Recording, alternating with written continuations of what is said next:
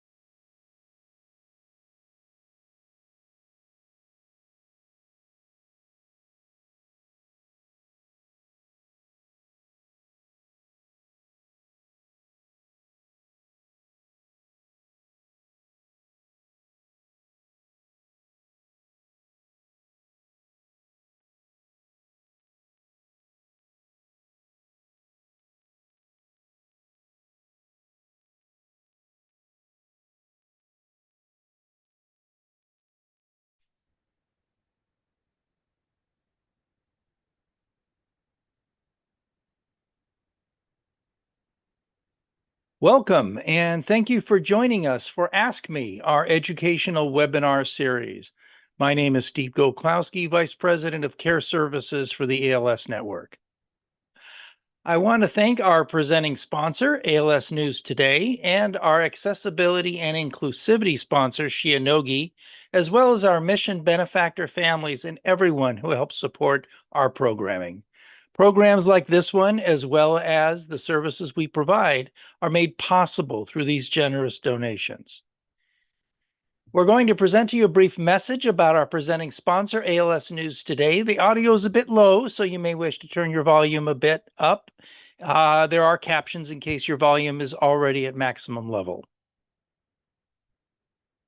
Just like so many families affected by ALS, my journey with this disease became very personal, very quickly. ALS changes every aspect of life, not only for the person diagnosed, but also for everyone who loves and supports them. At ALS News Today and my own news, we believe informed patients and caregivers are empowered patients and caregivers. We are honored to stand with the ALS Network, helping to bring these important discussions to the community.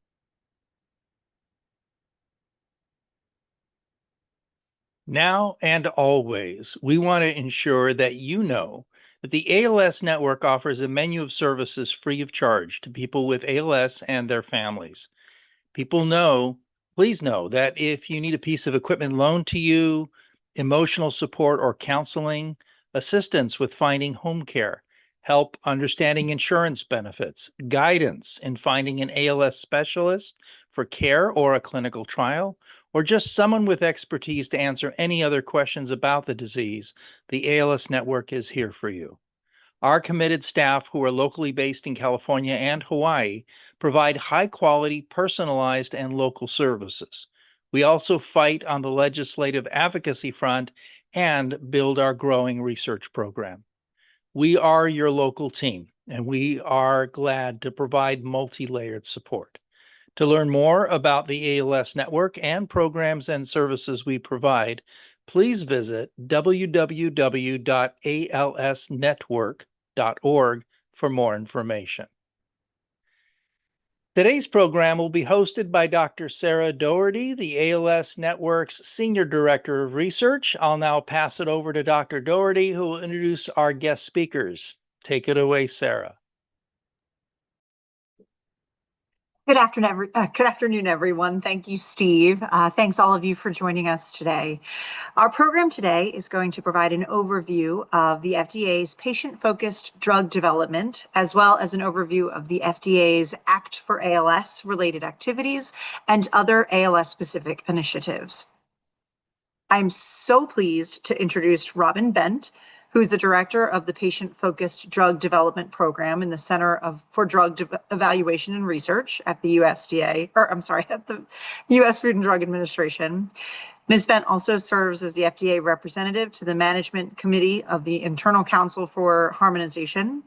Prior to joining the FDA, Ms. Bent held several positions at the NIH. She has a background in pediatric oncology nursing, extensive experience in clinical trial design and oversight, and continues to practice as a registered nurse. Ms. Bent earned her Bachelor's of Science in Nursing from the Catholic University of America and her Master's of Science degree from George Washington University. We will also welcome Dr. Michelle Campbell, who is the Associate Director for Stakeholder Engagement and Clinical Outcomes in the Office of Neuroscience, Office of New Drugs in the FDA's Center for Drug Evaluation and Research. Dr. Campbell joined the FDA in 2014. She previously served as a reviewer on the Clinical Outcome Assessment staff, now the Division of Clinical Outcome Assessments, and as a scientific coordinator of the COA qualification program within the OND. Dr. Campbell's focus is in patient-focused drug development and in the use of patient experience data in a regulatory setting. Thank you both for being here, and I will hand it over to Robin. Great. Thank you. Thank you very much. Give me a second while I take the very good job of practicing sharing and try and turn it into live sharing of my screen. All right. I am going to assume that I am sharing my slides, and hopefully everybody is able to see them. It looks good. Thanks, Robin. Great. Perfect. Thank you. All right. So good day, everybody. As mentioned, I'm Robin Benton, Director of Patient-Focused Drug Development. Today, I'm going to talk briefly about patient-focused drug development, or what we call PFDD. And then Dr. Campbell will speak after me about the ALS-specific activities. And so that's why I'm going to kind of focus today on the broader PFDD framework, what that means, why it matters in drug development, and how FDA supports the use of patient experience data. So just to orient everybody, FDA has 3 medical product centers: the Center for Devices and Radiologic Health, the Center for Biologics Evaluation and Research, or CBER, and the Center for Drug Evaluation and Research, which, fancy, come on, there we go, is where I work. I'm in the Center for Drugs, but it's important to note that PFDD is not limited to CDER, and really it's not limited to drugs. We work with colleagues across FDA's medical product centers and within the offices of the Office of the Commissioner, because so many of the issues that matter to patients cut across multiple product areas. This is really especially true in areas like rare disease and neurodegenerative diseases, where development may involve drugs, biologics, devices, diagnostics, digital health tools, clinical outcome assessments, and then just more broadly patient experience data. But each center also has its own specific programs. So I'll be talking about programs that are generally specific to CDER. I really just wanted to let you know that because of that, I'm not going to go in detail into a lot of the programs that are coming out of the other centers, but they are good programs, and they do exist. And at the end, I'll provide you with some resources that you can use to look up other programs if you're so interested. I'll share my slides with the meeting coordinators, and then if you would like a copy of them, you can reach out to them or follow their instructions for that. But before I start talking about PFDD, I just wanted to clarify FDA's role in medical product development.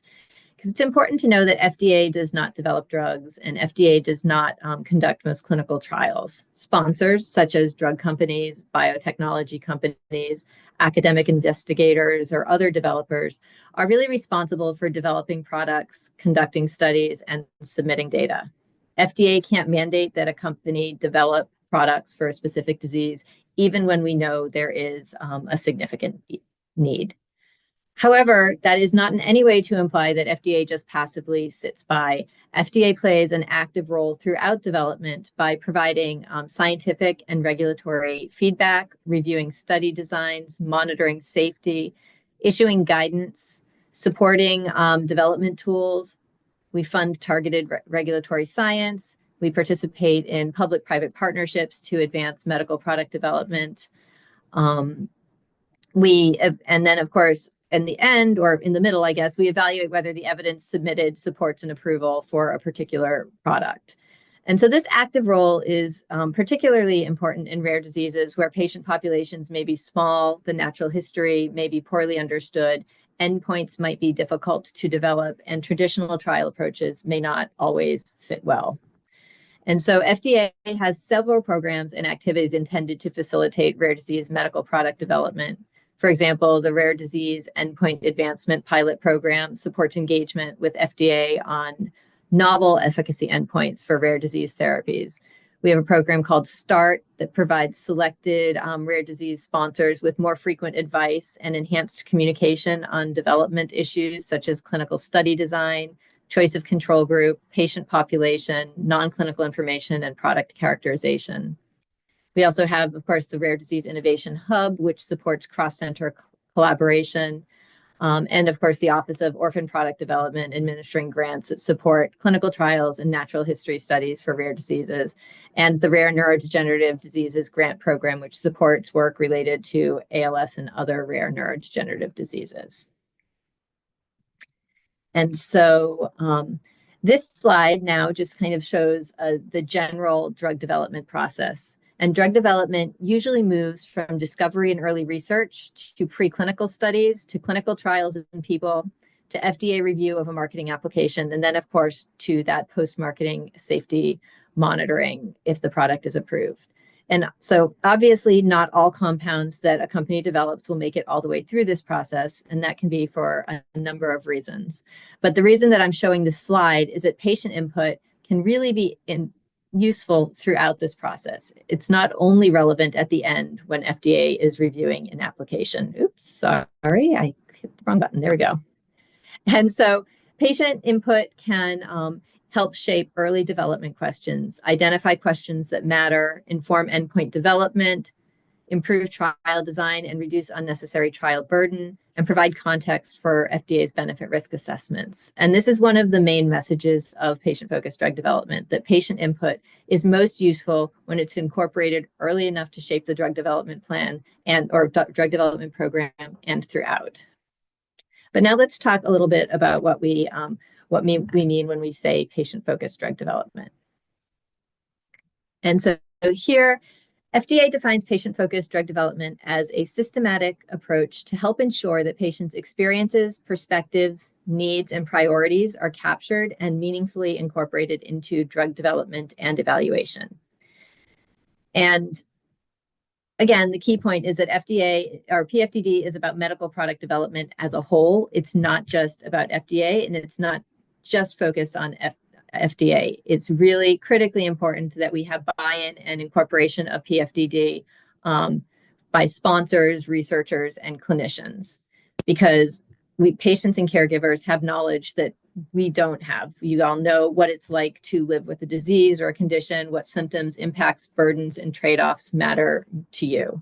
And so we really want your voice at the table throughout kind of drug development. And so PFDD is about creating ways for that information to be collected in a scientifically rigorous manner and used systematically so that it can inform the development process and decisions. And so when we're talking about patient experience data, we're talking about data that can be collected, as I said, throughout development. It can be collected as part of a specific medical product development program, or it can be collected independently of any product. The method should depend on the questions being asked. If the goal is to understand the lived experience of a disease, there's different approaches that could be taken there. Patient experience data can also be collected in clinical trials through clinical outcome assessments, which include patient-reported outcome measures, observer-reported outcome measures, clinician-reported outcome measures, and performance outcome measures. And when they're designed well and fit for purpose in the trial, COAs can at times be used as endpoints to help evaluate treatment benefit.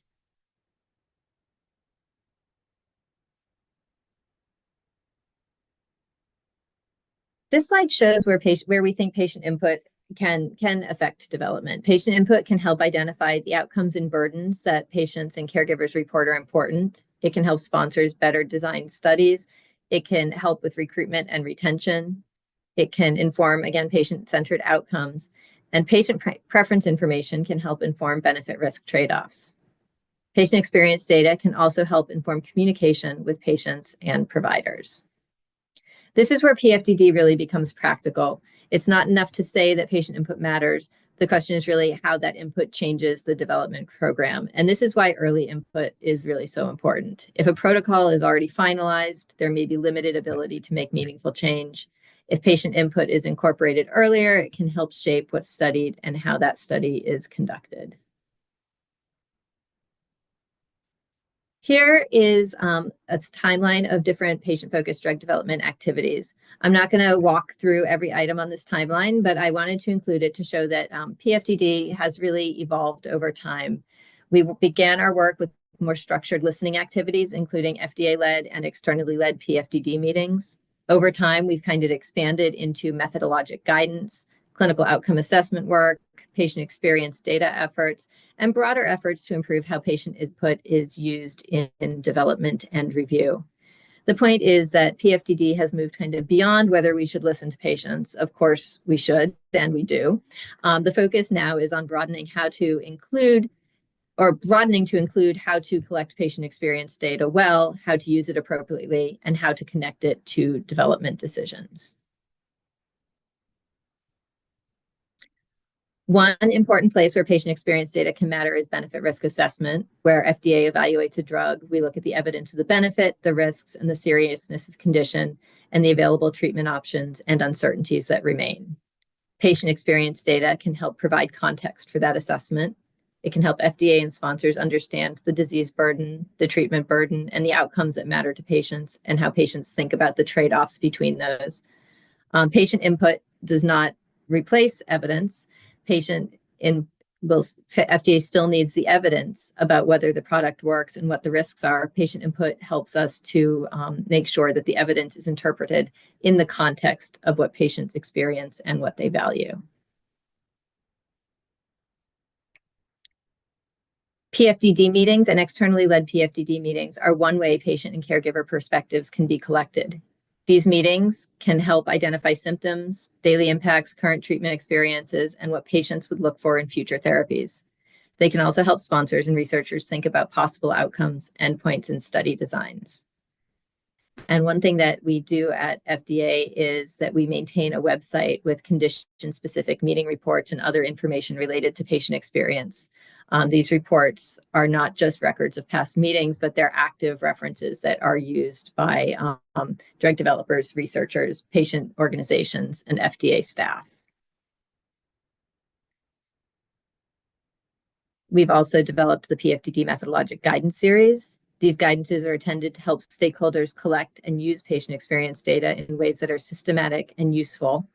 They address issues such as collecting comprehensive and representative input, identifying what's important to patients, developing clinical outcome assessments, and using those assessments, incorporating them into endpoints for regulatory decision-making. And this matters because patient input is most useful when it's collected carefully from relevant population using methods that match the question being asked. And so in closing, before I turn it over to Michelle, as I mentioned, I put a few resources from across the FDA that might be useful to you with the hyperlinks. For patients is really a great landing page to get information about patient engagement and other activities at the FDA as a whole. The PFDD page is listed here. Drug trial snapshots that give you information about the trial population, demographic data, and other information for approved products.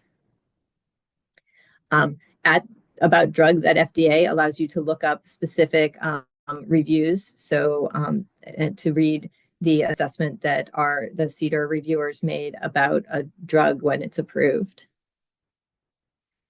And then the Center for Biologics also has several pages for references, as does the Center for Devices. And so with that, I will turn over to Michelle. Oops, sorry. I will turn over to Dr. Campbell, and we'll look forward to your questions at the end. Thank you. Thank you, Robin, and good morning, good afternoon to everyone. Today, my name is Michelle Campbell. I'm the Associate Director for Stakeholder Engagement and Clinical Outcomes here in the Office of Neuroscience. The Office of Neuroscience is the therapeutic office that regulates products for ALS. We have two neurology divisions, a division of psychiatry, and then our division for anesthetics, analgesia, and pain medicine. That's the one, a little bit more of a mouthful. So I'm going to spend a couple minutes now talking about our perspective on ALS drug development, as well as ongoing efforts through the Act for ALS that we are partaking in and implementing under that Act. So first and foremost, we published in 2019 with our Center for Biologics an ALS guidance giving information to industry on our current thinking on developing drugs for treatment in ALS. What I want to highlight is some things that we actually include in our guidance, and it's always great when we are able to have disease-specific guidances because you're really getting our current thinking and approaches of what we're seeing in drug development and where we would like to see drug development go. And sometimes people forget that we have this guidance, but I do think it actually captures things that we're interested in and conversations we are open to having regarding drug development. So first and foremost, in our guidance for ALS, we talk about how we are open to adaptive trial designs. We are open to that. It needs to be discussed with us and what that will look like, but we're open to what that could be and what that could look like. Additionally, we encourage patient input and experience for exploring either new clinical outcome assessments or the adaptation of existing ones. And this is really important. We hear all the time from families and patients with lived experience about the feelings of the ALS FRS. I'll just come out there and say it. And we definitely hear that and respect that and recognize that. And so what this is saying is we're open to discussions for other outcome assessments that can be used to support this overall efficacy of a therapy that we're seeing. We still would like the ALS FRS to be captured, but we are very much open to exploration of other COAs, particularly patient-reported outcomes, to get that direct patient voice and really get a better measure of what is occurring in the trials. We are very much open and consider novel technologies where we can, and this will be our use of digital health technologies. We understand that there are concepts that are relevant and important to families that will be best measured using a digital health technology, and we are very much open. Our office and our clinical divisions are very open and forward thinking about the utility of collecting digital health technology data. We actually say in our guidance that we encourage the use of approaches and technologies to minimize clinical trial burden and to limit the need for travel to sites. And this gets at the concept of decentralized trials. And looking at what date this guidance is, we are kind of putting things into place before we did have our decentralized trial guidance. really out there. And so we understand the burden it takes to be a trial participant in a rare disease, and in particular in ALS. And so if there's areas and opportunities to explore a decentralized aspect to your study design that a sponsor has, we would be very much open to considering that and listening to it and making sure it makes sense for the overall trial design. And this is important and something I'm going to discuss in a little bit about why we think this is something that could potentially be explored. We definitely are very much also open to the exploration and utility of biomarkers in drug development in the neuroscience space. And so we do encourage the incorporation of exploratory biomarkers, and really I would just say biomarkers in general, in any phase and in all phases of drug development. That's actually the really best way for us to see the aspects of how does the biomarker work and measure, and how does it also take into account the impact of that treatment. So now I want to shift the focus to the Act for ALS and the implementation of that. So the Act was passed back in 2021, and it was for 5 years. And so we are actually at the end of the 5 years. I'm sure that many of you have heard that it is up for renewal in Congress right now. And so there is a desire to be able to continue the implementation that was listed out under the Act. There were 7 different sections under the Act, and I'm going to talk about a couple of them today. So I'm going to talk about sections 2, 3, 4, and 5. The first sections I want to talk about are sections 3, 4, and 5, which really tie directly to the FDA. And so I'm going to highlight those efforts, and then I'm going to, I will mention the efforts highlighted in section 2. Section 3 is an interesting one. It's a split between NIH and FDA, what we're doing there. But I will highlight section 2, which is efforts conducted by NIH. So one of the things that we were tasked with doing was developing an action plan, which was a requirement to develop ideas that what could be accomplished for ALS and all other rare neurodegenerative diseases in a 5-year plan. We really worked hard and focused also on an ALS science strategy that would be able to have a little bit more focus where we need it on ALS. And this was a really multi-pronged approach that leveraged current and existing efforts that we have ongoing and at the time and as we have right now, as well as cooperation under public-private partnerships and efforts with NIH. So under the public-private partnership, under the action plan, these were some of our goals we had. So first was to develop a strategic cross-center agency efforts. And we will say that we do have cross-center efforts. We have a task force specifically for ALS that meets on a regular basis with CDER, CBER, and CDRH for all 3 medical product centers. That is important that we can talk about ongoing efforts that are going, emerging science, new developments that will benefit all 3 medical product centers. We are leveraging our Accelerating Rare Disease Cures program and its infrastructure to help support these efforts, as well as other rare disease efforts that the agency is undertaking. Another one was our establishment, which was outlined under Section 3, which is a public-private partnership between FDA, NIH, and the private entity, which is a joint effort between FNIH and the Critical Path Institute. Really, the idea is to help foster and support research and innovation through biomarker efforts, clinical outcome assessment, and natural history, and as well as engaging with our key external stakeholders, which is you. We cannot do this without patients with lived experience with ALS and their families and care partners.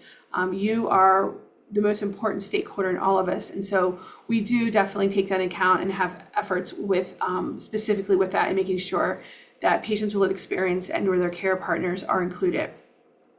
We were able to develop a science strategy specific to ALS, leveraging existing available FDA resources at the time, and really where could we focus in on things in ALS. Here in the science strategy, as I mentioned, we have our working group, our task force, and supporting translational science. We're exploring natural history. Some of this is happening through NIH efforts, but as well as our Rare Neurodegenerative Disease Grant Program. We want to encourage data sharing and looking at aspects of the use of digital health technology and making sure that we have expanded access in our programs. and really trying ultimately to get the bench to bedside efforts being done. We're continuing open to exploring innovative trial design. In the ALS space, the Healy platform trial is one of the more successful efforts of developing a platform trial approach. And that is a success in the field and is something that I know other diseases look at potentially as an example. One of the things that we funded, this goes tying into how can we decentralize trial visits, was remote adaptation use of the ALS-FRS in a comparability study. And what that really means is, can we administer the ALS-FRS in clinic and at home through various modalities and be able to make the same interpretation of the results? And so this was our research objectives for that. We wanted to make sure we had a training for clinicians for the remote administration. We wanted to make sure at the time it's culturally adapted and making sure that we can actually make those interpretations. We did publish a literature review of what we found based on the current literature, the utility of the ALS-FRS in a remote setting, and that was published back in 2024. But really, the idea that we wanted first and foremost was that we wanted to make sure we engage patients and their care partners in planning of this effort, developed the training materials. We conducted a pilot study with families to understand the utility of using technology in an everyday setting, and then conduct a comparability study. And one of the most important aspects of this group was that we did have a patient advisory committee who was integral into our entire aspect of this effort. We did standardize a training for the remote administration of the ALS-FRS. It was pilot tested and it was well received by those who participated in the comparability study.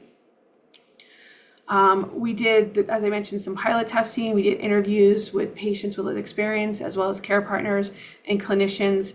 And this was to kind of get the sense of preferences with modalities and technologies and what are considerations for families when having to implement, remote use to capture data through, remote visits, which we know we saw a lot of that occurring through telehealth and during the pandemic. But what actual modality, telephone or video, is a preference and how does that work? Our comparability study was as nationwide as we could get. We had 7 centers across the US. We had 74 dyads, so that was with patients and their care partner. Everyone had a in-person visit at the site, and then they were randomized to either receive telephone or a video base, which was using Zoom administration of the ALS-FRS. And what we found was really important and informative was that there was no difference between the administration of the ALS total score, either remote or in person, and it also didn't matter which order it happened. So you could start getting a visit in clinic and switch to at home, or you started at home and go to clinic, and we still were getting the same results, which means we can make the same interpretation. There's strong evidence to be supportive of all 3 modes of data collection, and so that is really another good option for consideration in clinical trial design. We also found that there was overall good satisfaction with remote administration, but we did hear from families that talked about the bond and social interactions that do occur when they're at a site, and so that was a consideration to make sure they would still be able to maintain some of those relationships. Our next steps is we have a manuscript that's being submitted, and I've heard it's going to happen next week on our efforts. All the data has been data shared to the Rare Disease Cures Accelerated Data Analytics platform housed by the Critical Path Institute, so others may be able to use this data to be informative, and that we can start providing advice in drug development programs if a sponsor asks if they can use this right now based on this evidence. In our Center for Devices, I want to highlight the implanted brain-computer interface devices, which there's a lot of things that are occurring in the ALS space. Efforts have included alignment on clinical outcome assessments to be able to help determine meaningful benefits in targeted patient populations, including ALS, and also trying to get alignment on trial design, which includes sample size, inclusion-exclusion criteria, and trial length. Robin, I'm getting emergency phone calls from my family right now, buzzing really around. I need to quickly make sure everything's okay. I apologize. So I'm going to hop it over there. I don't know if we want to divert to some questions and I can come back and finish, but I need to see what's going on. Yep, go for it. Got this. All right. So I think I see two questions in the chat, but Sarah, did you have other questions that you wanted to start with, or how would you like to handle this? Yeah, absolutely. I too see the questions in the chat. I think the first one, well, maybe you can speak to it. I had that one pinged for Michelle, but Michelle showed the slide with the ALS guidance for industry. The screenshot she shared was the item published in September of 2029. The question is, does this get updated and brought to current as new things are learned, or is this a static document that's only been published the once? So I would say both. And I'll go tell you a little. I like that answer. I'll tell you a little bit about like our general considerations when we're doing a guidance document, because it takes us a lot of time to do a guidance document. We consider a lot of things. We try to write the guidance documents because it can take 2, 3, 4 years to develop these sometimes. We try to develop guidelines that have a bit of an ageless quality to them. So like when I'm looking at the ALS guideline, for example, I'm seeing comments like all patients in ALS trials should receive the best standard of care and no patient should be denied effective therapies in order to be randomized to a placebo-only arm. And so a lot of the concepts here are really those high-level concepts that we're seeing in guidance documents to just make it very clear. We're not specifically stating what is the standard of care because we appreciate that over time some of these things change.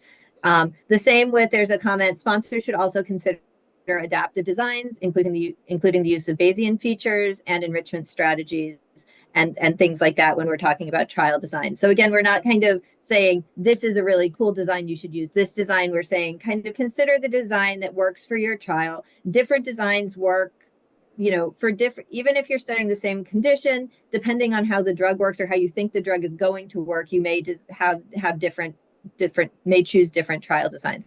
So we're really trying to say we're open to this, come talk to us about it, and we'll be you know, we're happy to have a conversation about that. So in that context, these guidelines try to kind of put guardrails around things and provide transparency to our current thinking, but they're not so specific that they need to be updated every time there's a scientific advancement. With that being said, if there are scientific advancements that make the guidelines need to be updated, then of course we will undertake updating of them. Excellent, that makes sense.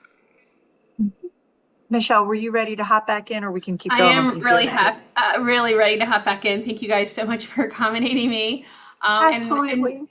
And Robin is absolutely right. You know, everyone sees sometimes what your guidances are published, and you know, we do try to make sure we're giving you the correct stuff, and we can make adjustments of new science that has evolved that we hear about. But everything is also needs to be tailored to those specific drug development programs. So I think that's the critical piece.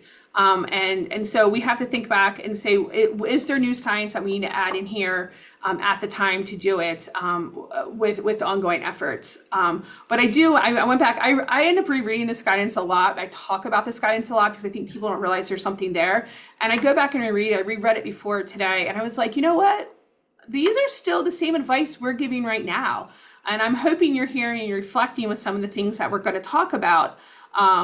You know, with why, you know, with the aspects of the considerations as we're implementing, you know, the Act for ALS efforts, right? That some of these things that we talk about or are interested in, we are actually as a non-funding agency, you know, we're not a typical funder of stuff. We are actually trying to leverage where we can fund science to help advance us in that framework. All right, so if anyone, let's switch back gears real quick to talk about what's happening in the centers. And so in the implanted brain computer interface devices, there's been efforts on a published landscape analysis. There's 2 workshops that were put on by our Center for Devices to get consensus building on future COA development work, and there's high engagement with stakeholders through a collaborative community environment to seek that consensus. So our Center of Devices has ALS in their forefront in the works that they do. Okay, so keeping on the efforts of the Act, under Section 5, is the Rare Neurodegenerative Disease Grant Program, which is run out of our Office of Orphan Products. The Office of Orphan Products really came into play back in 1983 when the Orphan Act was passed.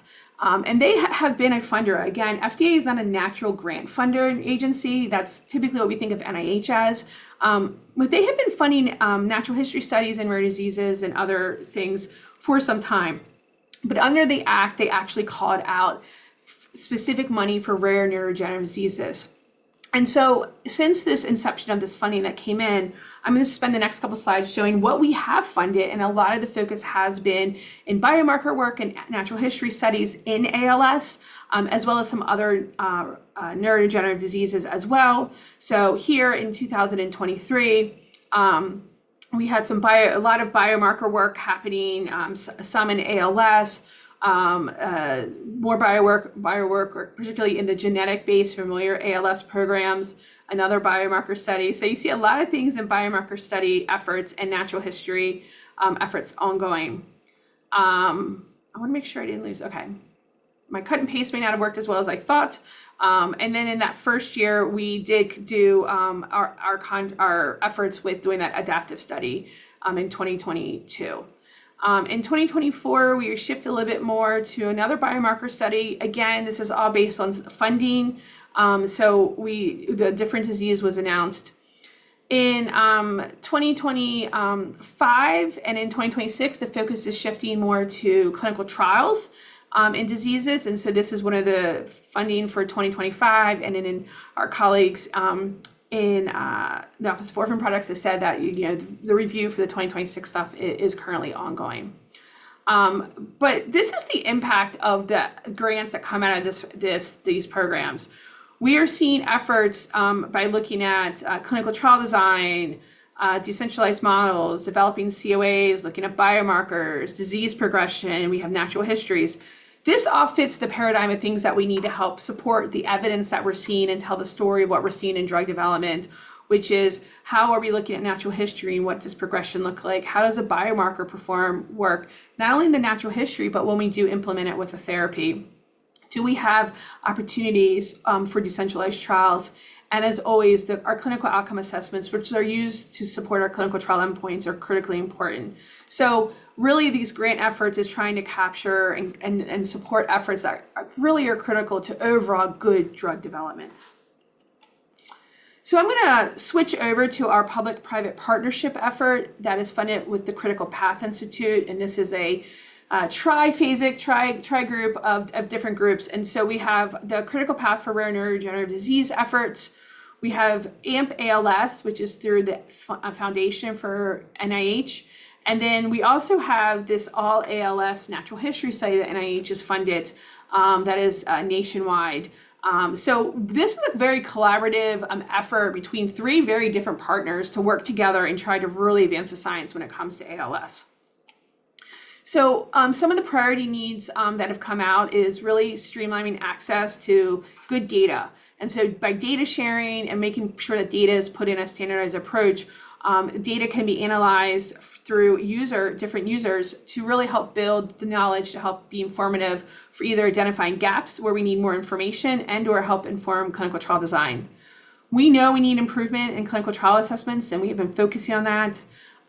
There is a desire to standardize the protocols for the analysis plans of different clinical outcome assessments, leveraging the use of digital health technologies as well as biomarkers and COAs into our ALS clinical trials, and then understanding how evidence from novel biomarkers can inform regulatory decision making. So you can see we are taking a broad centric approach of the various science things that are occurring.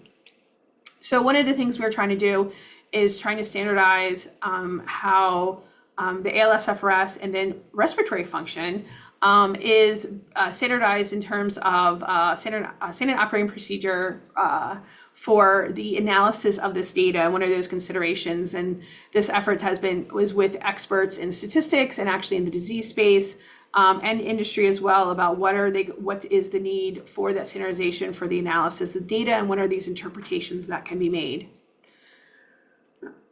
We clearly hear and understand, I think Robin really talked about the importance of patient-focused drug development and getting the patient input. on clinical outcome assessments for ALS. And we conducted a literature review following our patient-focused drug development guidance series to really see what is in the literature. That's where we as scientists go first to see what exists. And to see if we can identify what are the core health concepts impacted by ALS. And also we were looking at clinical outcome assessments that we see commonly being used that were in the literature. And so what we found with this is that these were concepts that we saw in the literature that could potentially be used to support a clinical trial endpoint, and that we do think that this is pretty broad enough representative from what we hear and the engagement work we do with the ALS community. But we need to make sure we're not missing anything. We think that is really important. At the same time, we undertook an evaluation of 10 clinical outcome assessments that we saw commonly being used in the literature. And one, it looked at actually its measurements capabilities based on what was in the literature, right? So if it wasn't published, we don't know about it. And what we did was be able to kind of, based on what we need in our evidentiary standards, what is available at least in the literature, and what do we still need to collect data in. And what I'm hoping you see is that the big thing was missing is we have not done good qualitative work talking with people living with ALS. And so FDA is currently funding a very large qualitative study to confirm the concepts that we listed before, but also make sure no new concepts have been identified, and if they are, what are they?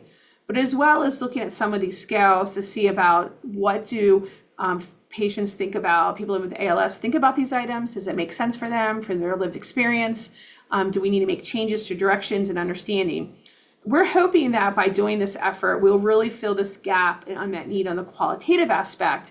And some of these other aspects you see on the screen are what we call more quantitative, where more statistically, we can handle that in a drug development program. So this is just starting. The protocol is being written right now, and I believe in this fall they should be recruiting for that study. Additionally, there is a desirable need for the use of digital health technology. The focus is starting with actigraphy.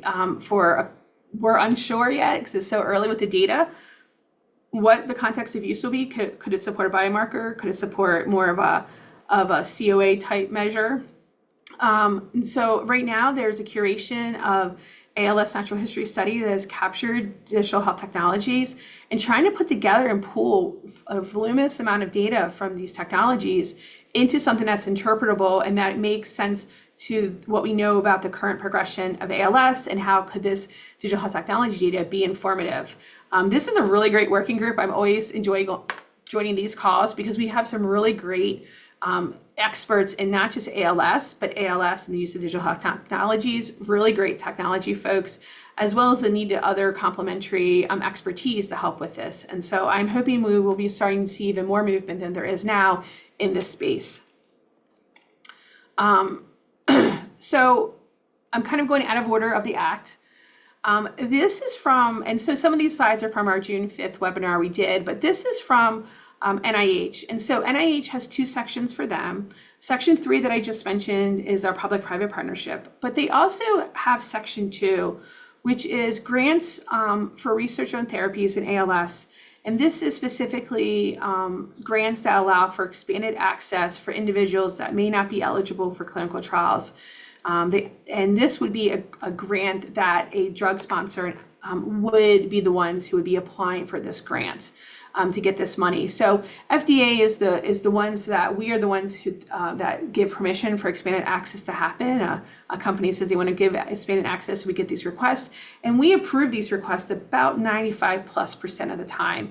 But it is really the company that has to make sure that they have product to be able to allow expanded access to occur. And so we are obviously extremely supportive of expanded access. And so this does allow companies who may not have had the funding to develop enough product to go outside of their clinical trial space to offer expanded access to patients. And so this is something that we know has been very important to the ALS community. And this is something that NIH administers that effort. The next big thing is they funded the Access for All in ALS, or All ALS Natural History Study and Biomarker Collection. And this is looking at 36 sites. They are in enrollment. The enrollment is going really great. And it's looking at people that are currently diagnosed with ALS, as well as healthy controls. And then a group called the Prevent side, which is people who may have at a genetic risk of developing ALS.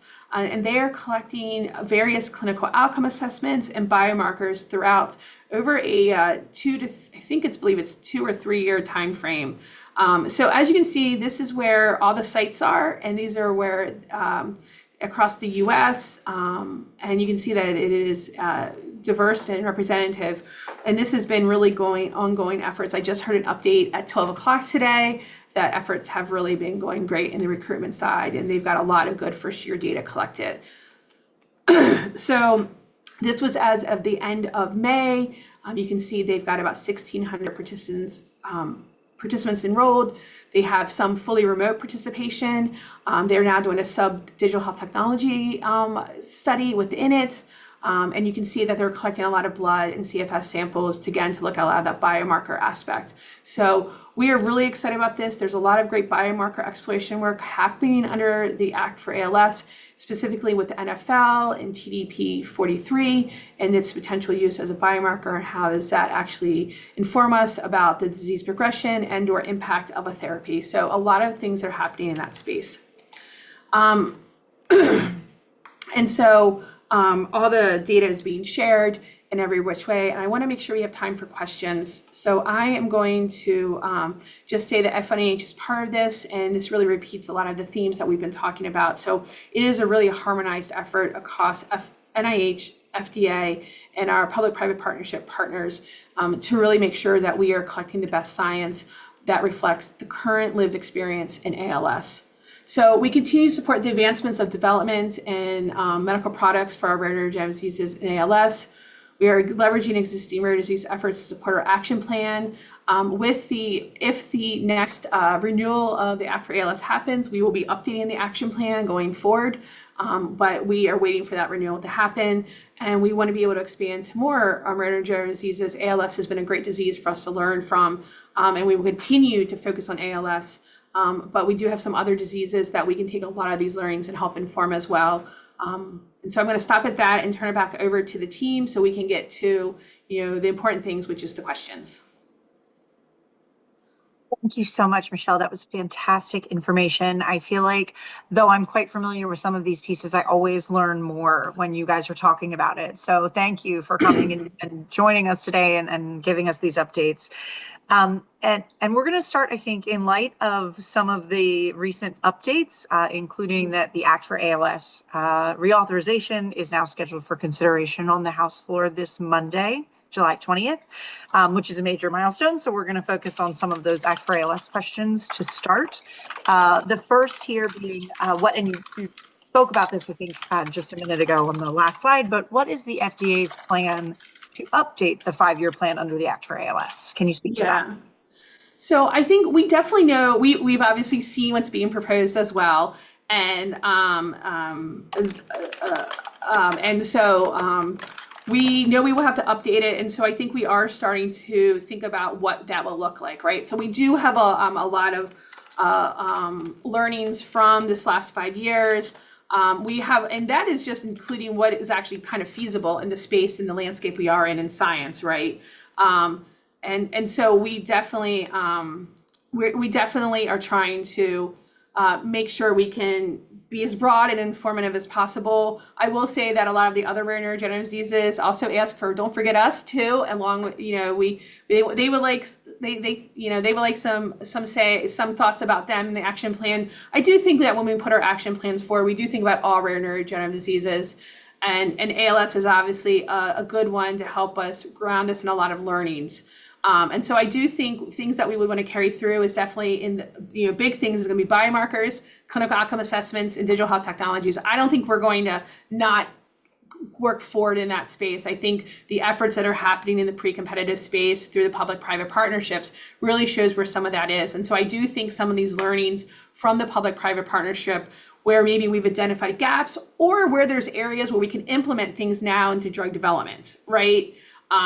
We can be incorporative. The other piece is that this action plan is for all 3 medical product centers. And so as I mentioned, some stuff that's happening in our Center for Devices, there's a lot of aspects of the use of what our Center for Devices regulates that do impact people living with ALS. And so I do think that we'll see some of that. There's definitely concepts and areas that we have discussed ourselves that we know we would really like to see some advancement in and things like that. So I think we will come together and think about this. I also think that we'll probably want to make sure we get input from people living with ALS as we're putting this together.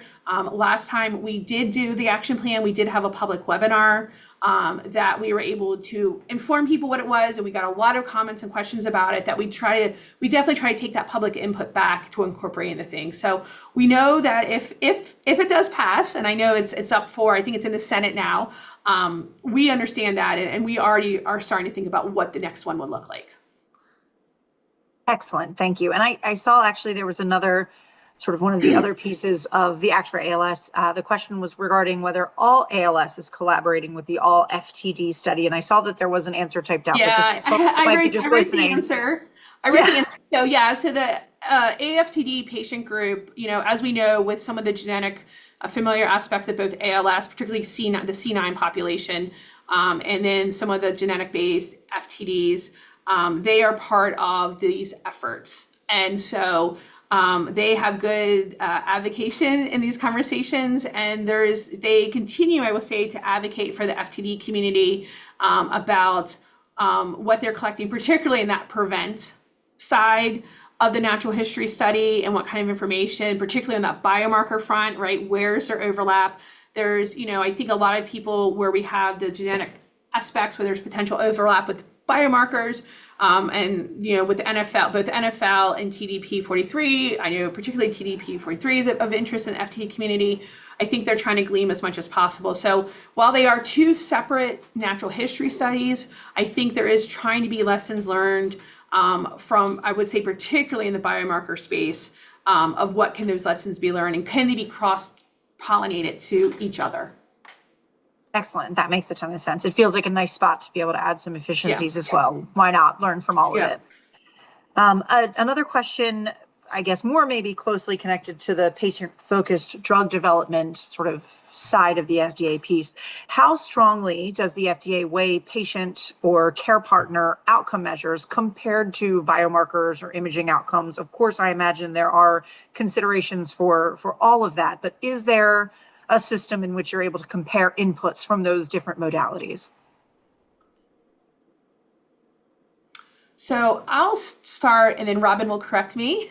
Perfect, love it. So I think what is important is making sure we're collecting all different information of science, right? So the information coming directly from a person as well as a care partner, as well as what is the biomarker data, right? And so I don't want to say we weigh one over another because they're all extremely important information that can help support, our regulatory decision making aspect. I think where a lot of this comes into play in the conversations that people talk about is what is the regulatory approval pathway people want to go down. And so I think it's important to remember that ultimately our regulations to make a regulatory decision either for accelerated or regular approval are the same. So we still have to have substantial evidence of effectiveness, irregardless if we're going for accelerated approval, which usually is where you hear a lot of talk about the use of biomarkers, or particularly a reasonably likely, biomarker, is the same standard, in terms of that substantial evidence of effectiveness. Now, what does that look like is going to vary on your data and your program and all that stuff. We have to also have for that regular approval as well. And in our regular approval, when we look at clinical benefit, it's a reflection of how a person feels, functions, and survives.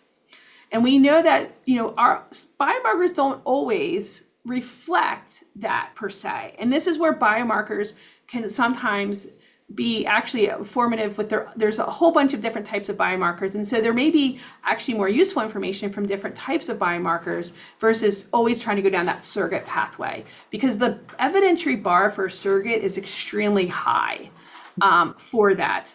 And so that's why we like to explore all different types of biomarker context of uses, of its intent, and different types, and see what is the story really telling us for that. At the same time, we are going to want some type of clinical outcome assessment information to really talk to us about how is someone improving and what does that look like. So we need all forms of data collection is critically important. And so I think this is why we encourage early inclusion of biomarkers into trial to start building that interaction with the treatment, and how is the mechanistic aspect of it happening, as well as the clinical outcome assessment side. Robin, have I missed anything when we talk about this? Because this is a common question, and I think this is why we need to have actually the patient and family voice. No, I would agree with everything you said, and I think there is kind of a tendency to think of it as an all or nothing. I tend to think of a lot of things in an all or nothing kind of paradigm, and the reality is that this is science and it's messy, and there's a lot of considerations that kind of go into every decision in every drug development program. So I think that that's why we have the meetings that we have with the sponsors and have the discussions that we have with the sponsors, so that we do kind of understand how do they think how do they think their drug works? What do they think whether they think the effect their drug is going to have. It doesn't make sense to use a clinical outcome assessment that measures something that you're not expecting to change because of your drug or things like that. So I think there's a lot of considerations, but I would agree with you that it's not an either or in any way. Thanks. That makes a lot of sense. And I do realize that we're at time, but if I could just keep you both for one additional question, I think to sort of pull everything together that you guys have highlighted. Looking out over the next 5 years, what changes or initiatives does the FDA, or do the two of you at the FDA, what do you think will have the greatest impact on accelerating the development, review, and ability to bring new therapies for people living with ALS? That's a question we get all the time, is about urgency in a disease as devastating as ALS. And so what do you see looking forward to the next 5 years? Yeah, so this is something we hear in all of our rare diseases, particularly in our fast progressing disease like ALS. And I think first and foremost, I hope what the community hears is that we're here to support the advancement of ALS therapies, right? But we are not the developer of those therapies. And so we can only accelerate unless we have something to accelerate with. And so we need to make sure that we're having good therapies that are being developed, that are coming in for conversations with us, for what needs to be included in that trial design. I hope what we are seeing, and I think we're, again, in our rare disease space, we have lessons learned from other diseases. And so I also think about what have we learned in some of our other diseases with maybe some innovative trial approaches or novel design or novel endpoint approaches. That does this make sense in ALS, and what would that look like? I think that we are constantly thinking about that on an everyday basis when we get something in for review. And a lot of that, when I say review, that's not just when the application comes in. The bulk of our review work is during the development phase, when sponsors come in for advice. I think we would like to see some stuff in the biomarker space. We know biomarkers are extremely informative, and how we can use that information in trials is really important. I think we're all very hopeful to get good information from the ALS natural history study. Because we've had some approvals, standard of care has shifted. We need to understand what does actually the natural history really look like, because that is informative to us in what we can ask or what we make sense for progression. How can we create endpoints? So I think we want to continue with what we're doing, but hopefully what the community is hearing is that FDA is open and we're ready to have these conversations. And so hopefully the efforts from the communities can help accelerate people wanting to get into the space and to do that development work. But I would like to hear from Robin, because she has a very unique perspective, because her engagement across just the PFDD life cycle, but also with hearing and talking with various groups as well. Yeah, I would, and I'll go quickly. But I would agree with everything that you said. I think that the potential that we're seeing with the data sharing, and both data sharing kind of within a condition and also data sharing so we can look across conditions for commonalities and things, is really exciting. So I really obviously FDA is very open. I think the Office of Neuroscience probably spends more time hearing and meeting with patient groups than I can even begin to imagine. But I think that continuing to partner to move things forward is really key. Thank you. That sounds wonderful. And I, every time we do these, I learn so much. I'm so thankful to you for coming in and presenting for us today. I always realize after the fact we should have scheduled this for 3 hours. I'm sure we could have gone on and on. But I so appreciate your time, and I'm going to turn it back over to Steve for some closing remarks. Great. Thank you, Sarah. Thank you for your help in facilitating the conversation. Thank you again, Robin and Dr. Campbell, for your being present with us today and sharing the information that's so valuable to all of us in this space. We want to thank all of you for joining us today. We are grateful to each of you for being a part of our community. And once again, a big thanks to all of our sponsors for their support. If you have other questions that were not answered today, including questions about the services offered at the ALS Network, please email us at askme@alsnetwork.org. The ALS Network brings our community together in various ways throughout the year to help create help and hope for families impacted by ALS today and for those who will be diagnosed in the future. These celebratory and meaningful gatherings provide opportunities for connection and raise awareness and funds to benefit ALS Network's mission priorities.